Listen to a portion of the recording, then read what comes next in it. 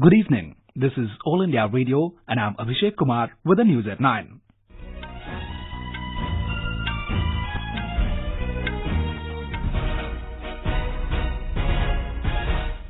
The headlines.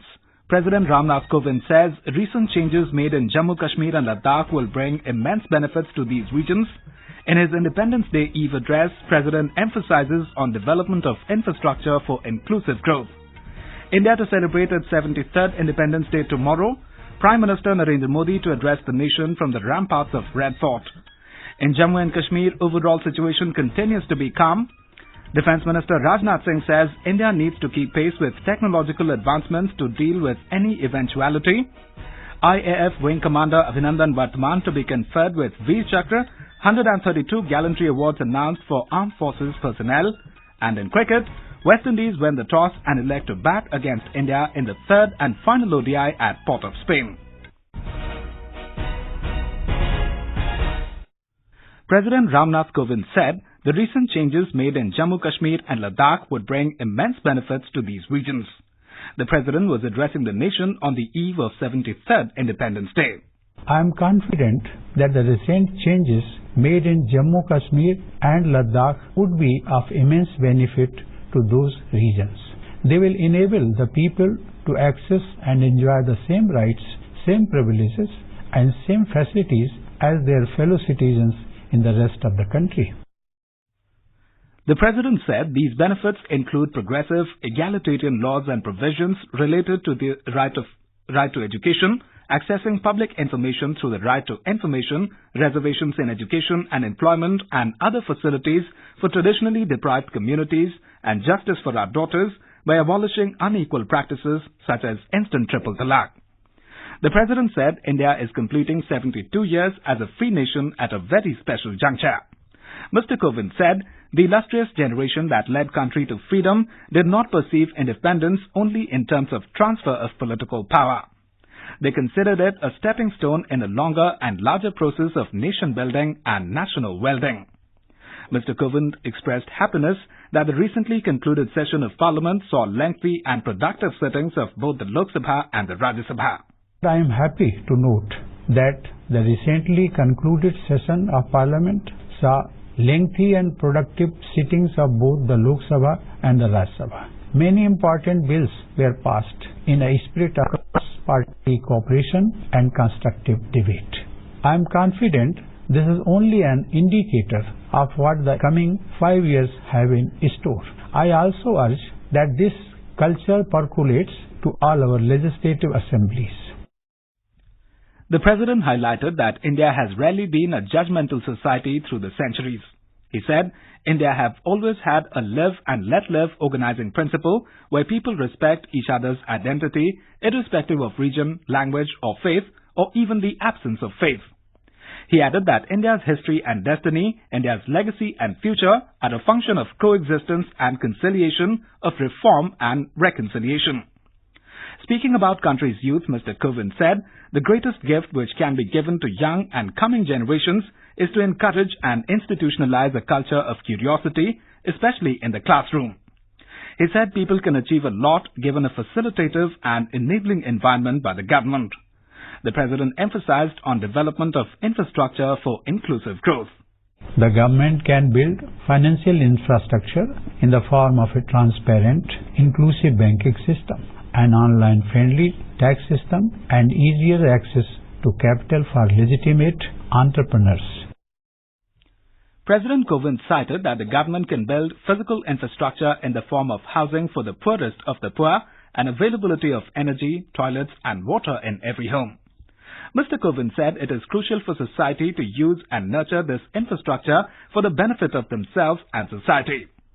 Giving examples, he said rural roads and better connectivity have meaning only if farmers use them to reach bigger markets and get better prices for their produce. He added that fiscal reforms and easier regulations have meaning only if entrepreneurs use these to build honest and imaginative enterprises and create sustainable jobs. He stressed that to cherish and safeguard such infrastructure is to secure another aspect of country's hard-won freedom. The nation will celebrate 73rd Independence Day tomorrow. Prime Minister Narendra Modi will unfurl the national flag from the ramparts of the Red Fort and address the nation. Security has been tightened in the national capital. Our correspondent reports that a multi-layered security ring, including NSG snipers, elite SWAT commandos and kite catchers have been placed around the Red Fort. Special spotters of Delhi Police and the paramilitary force personnel are keeping a hawk eye on parking areas. Sniffer dogs have also been deployed as part of the extensive security deployment. Red Fort, which will see the presence of senior ministers, top bureaucrats, foreign dignitaries and common people, will have multiple CCTV cameras. Delhi police personnel have been specifically asked to keep an eye on the sky to ensure that no stray kites are seen in the areas around the Red Fort. The general public is very enthused, with tricolour flags and other merchandise selling like hotcakes in the markets. This is the perfect occasion for citizens to reflect on the huge leaps made by the country since independence and reaffirm their commitment to the nation. Suparna Sekya, AIR News, Delhi.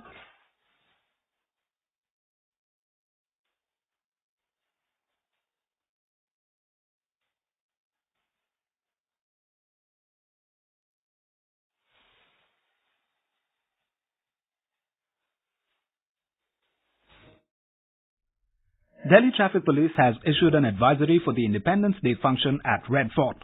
7 roads including Netaji Subhash Marg, SP Mukherjee Marg, Chandni Chowk Road, Nishad Raj Marg, Esplanade Road and Ring Road from Rajghat to Y Point Hanuman Setu will be closed for general public from tomorrow 4 a.m. to 10 a.m. and only labelled vehicles will be permitted. In Jammu and Kashmir, the overall situation is improving with each passing day. Briefing media persons in Srinagar today evening, J&K government spokesperson Rohit Kansal said that overall situation continues to be calm, adding that there has been no report of any untoward incident from any part of the state, particularly Kashmir Valley. The spokesperson said that restrictions were eased in various parts of Kashmir Valley, including Srinagar city, during which situation remained peaceful. The overall security situation continues to be calm and there have been no major reports of any untoward incident. As we had briefed you in the morning, other major aspects including civilian flights, national highways, civil supplies, medical facilities, availability of both normal and emergency medicines, power supply continue to be normal. Mr. Kansal said that the stage is all set for the Independence Day celebrations. All arrangements for celebrations of Independence Day have been made. As you are aware, dress rehearsals were held in all the districts of Jammu, Kashmir and Ladakh, and we are now ready for the main function which will be held tomorrow. The main function will be held at Srinagar, where the national flag will be hoisted by the Honorable Governor. Ministry of Information and Broadcasting has decided to implement accessibility standards for persons with disabilities in television programs for private TV channels from this Independence Day. This is a major step towards implementation of the Rights of Persons with Disabilities Act. This is All India Radio giving you the news. For quick news updates, follow us on Twitter at AIR News Alerts. Defence Minister Rajnath Singh has said that India has to be ready for any eventuality, keeping pace with technological advancements in space and cyberspace.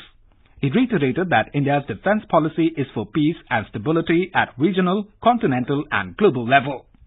He said that efforts are being made to increase the participation of private sector in defence manufacturing under Make in India to boost indigenization.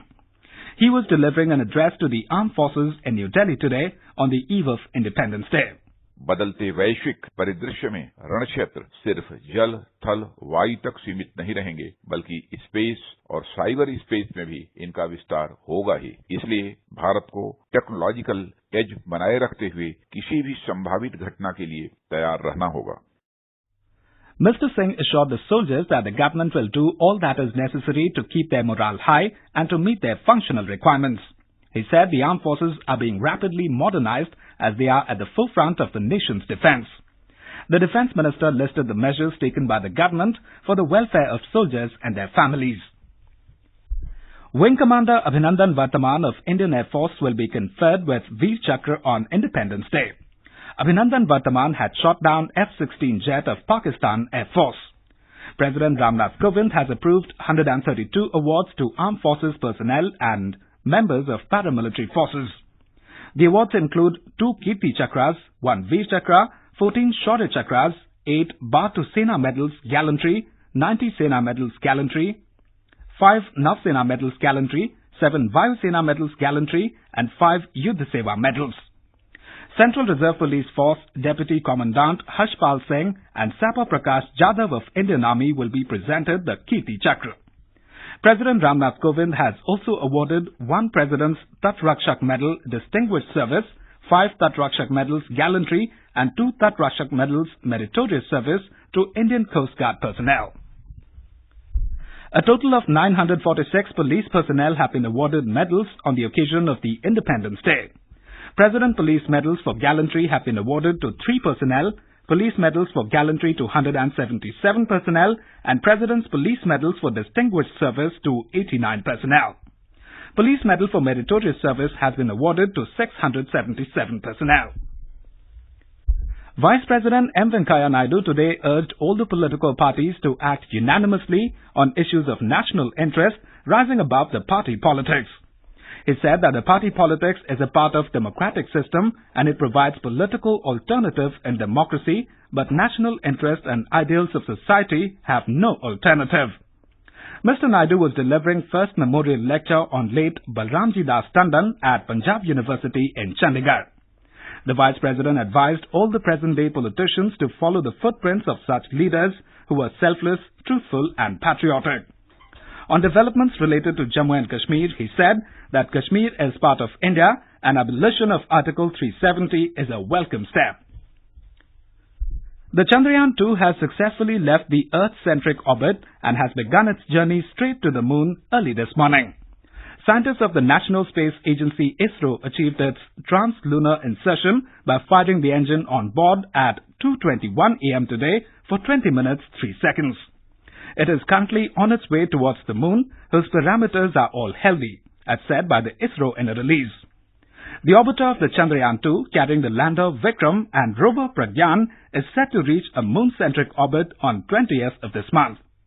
More from our correspondent.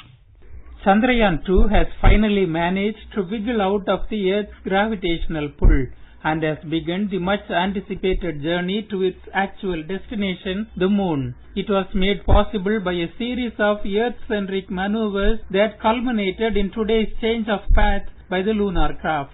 The totally indigenous mission has 13 instruments in its orbiter, lander and the rover, and a passive experiment by the NASA. ISRO says the mission objectives of the prestigious mission is to develop and demonstrate India's end-to-end moon mission capability involving a safe soft landing and operating a rover. The second lunar expedition by India is all set to unveil more secrets about the moon as it aims at landing on an uncharted territory. Jai Singh, AAR News, Chennai. External Affairs Minister S. Jaishankar today said NDA government has been at the forefront of bringing transparency and accountability across all systems of governance. He said this while launching the performance dashboard of his ministry. The minister said government is consistently striving towards expanding the use of different transparency tools across all ministries. He added that the Prime Minister himself has been leading the initiative for information to be available at the fingertips of citizens. In cricket, the third and final one-day international match between India and the West Indies in Port of Spain has been disrupted due to rain. West Indies skipper Jason Holder won the toss and opted to bat. Windies were 158 for 2 wickets in 22 overs. The first ODI was abandoned due to rain, while India won second ODI. And now, before we end the bulletin, the headlines once again. President Ram Nath Kovind says recent changes made in Jammu-Kashmir and Ladakh would bring immense benefits to these regions. In his Independence Day Eve address, President emphasizes on development of infrastructure for inclusive growth. India to celebrate its 73rd Independence Day tomorrow. Prime Minister Narendra Modi to address the nation from the ramparts of Red Fort. In Jammu and Kashmir, overall situation continues to be calm. Defence Minister Rajnath Singh says India needs to keep pace with technological advancements to deal with any eventuality. IAF Wing Commander Abhinandan Varthaman to be conferred with Vir Chakra, 132 Gallantry Awards announced for Armed Forces personnel. And in cricket, third and final one-day between India and West Indies disrupted due to rain. Windies were 158 for 2 in 22 overs. And that is all in the News at 9. Good night.